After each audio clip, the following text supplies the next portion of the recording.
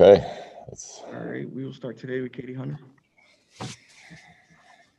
Luke, I wanted to ask you about Harrison Barnes. I feel like he's been probably the most consistent player for you guys, but it's been in so many different ways. What has he brought kind of this season, and how many different ways have you been able to rely on him? Yeah, I would agree with you, Katie. He has been our most consistent. Probably throw Rashawn in there too, behind him. But, Harrison is from the offensive end, defensive end, post-ups, getting to the foul line. So a lot of what we talk about offensively is we want to attack. And then when teams collapse, shoot threes, get to the foul line. And Harrison's doing all three of those at a very high level. In transition and half-court sets, when we do post him up, he's been he's been a rock for us so far early in the season. Sean Cunningham. Hey, Luke. I guess first for me, just your reaction to seeing kind of today's events in terms of the James Harden trade and kind of what that means to the Western Conference and your take overall. Well, I think Brooklyn will be a very entertaining team to watch. I mean, they were before, but I don't think it changes much. I mean, most of my day has been spent watching Portland film, and it's a very good Portland team. We got to play in a few hours, so that's where most of my thoughts are. Houston, I thought got a very good player in the deal too. So they got Vic now. They got Wall and Cousins and Eric Gordon. I mean, that's still a very good team. Christian Wood obviously having a great year. So it's the West is a monster, and really the East has turned itself into a pretty legit loaded conference as well. So I don't see much change in there. Crystal Saltis. Chris. Hello, Coach. I would like to ask you how important for you is to keep the pace from your last game against the Pacers, and what do you expect to see from your players tonight? We expect to see pace. We expect to see the passion and the effort that we've seen most of the season from our team. That's what we expect. And it's now it's about as the game starts coming out and doing that. And I think our team has shown us on most nights that's what we're going to get with them. James Ham.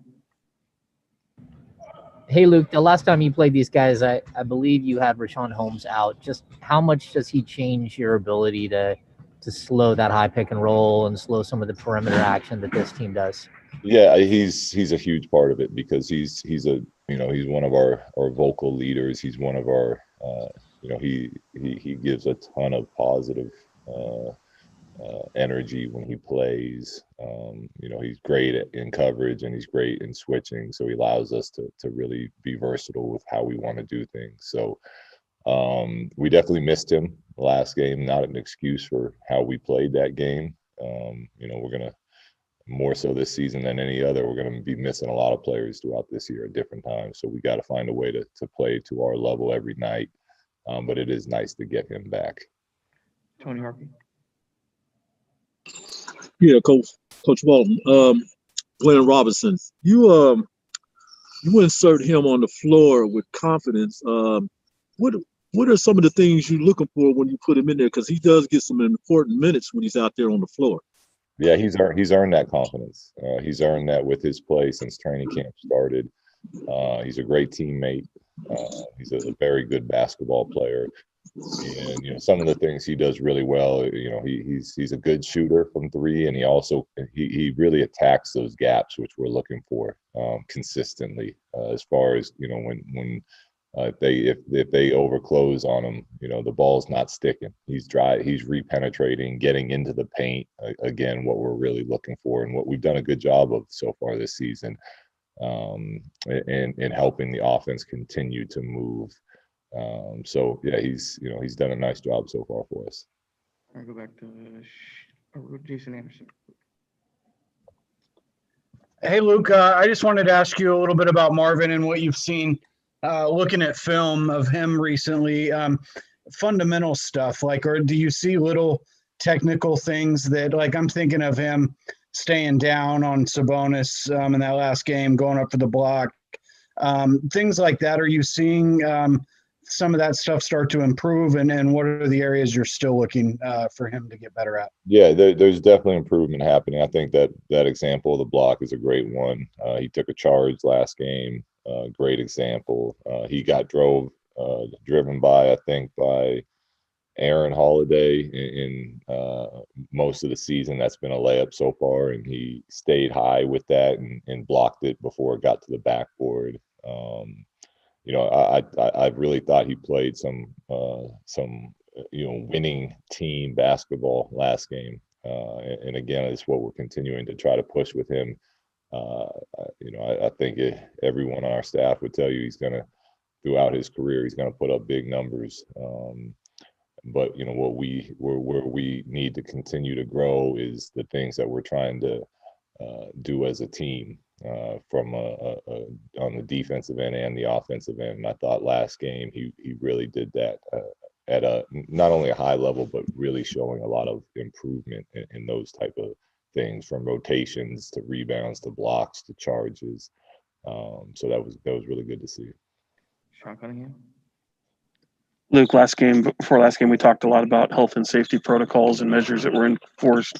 Now that some of these new things have kind of come to light, I guess two parts. Just what were your kind of reaction and how you guys will be able to deal with them? But secondarily, do you have someone on your staff that kind of enforces it or has to like hold people accountable?